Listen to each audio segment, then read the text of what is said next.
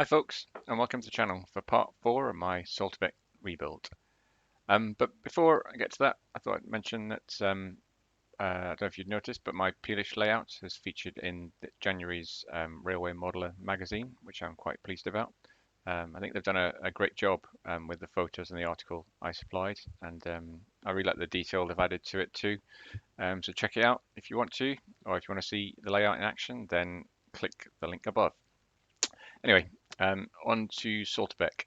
And I've started with starting with the stabling area. If you remember in the last video, I wasn't too happy about the ballast cover color I ended up with. And after a week of thinking about it, well, maybe a bit longer than a week, and studying a few more photos of the area, I decided to change it. To do this, I used some leftover ballast from a previous project, which I glued neat over the existing ballast in like a small area of the areas I wanted redoing, which are predominantly the areas between the tracks. And then I simply redid the weathering using black and brown varnishes. And then I added some additional washes onto the track areas as well, because I thought they needed a little bit of a refresh as well, to kind of better match the photos of the area, particularly around where the engines would stand. The small platform beside the wall you can see has been finished. To do that, I cut some card and then covered it with some cobbled stone print that I had. And I've also added some Pico buffer stops that for once I've painted in some rusty colours, and added a bit of a black wash to those as well to finish them. And after that, I started adding a few bits of dead grass. So this is Pico 4mm static grass. I did try and make my own clumps. I've seen a video where you apply PVA glue to some foil and sprinkle the grass onto it, but that didn't work for me. So in the end, what I did was I just added a dot of glue and then kind of picked up a clump of grass and then just placed it on the glue, and that seemed to work quite well, give them a nice little clump.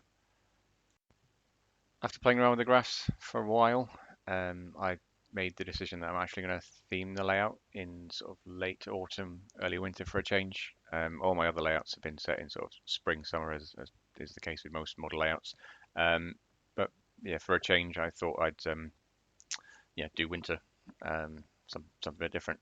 And so I've started with adding a few more bits of dead grass. I've treated myself to some autumnal foliage, and yeah, we'll see where we go.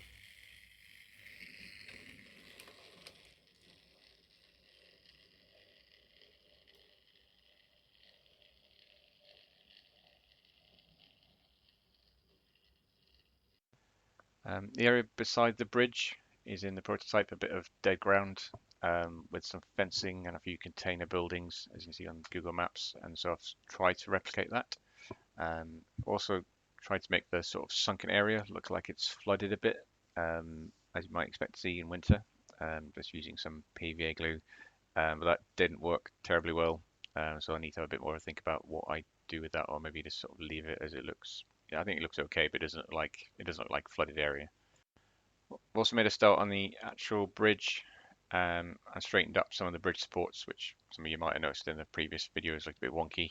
And to do this, I've used some leftover bits of plastic from another kit as like the steel beams across that support the road deck, and then added a road using just some sandpaper that have been painted in grey acrylic.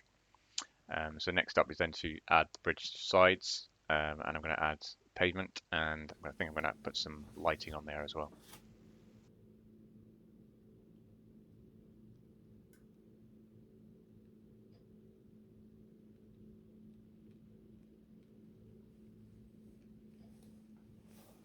I've also been working on the signal box, based on this one at Workington Station.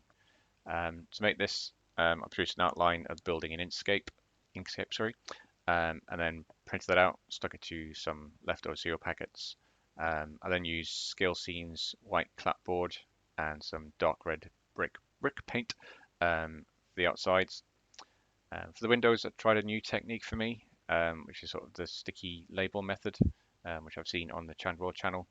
So what this involves is sort of printing out the window frames and the outlines onto sticky labels, and then carefully cutting along the edges with a really sharp knife to kind of give you the window frame. So this worked quite well for the outer frames, but for the inner frames, I think they were just too small, or at least I couldn't get it to work. So for these, I've just used my usual technique of just gluing down just little strips of plastic card. And then I did some detail inside the signal box using Ratio's signal box interior kit.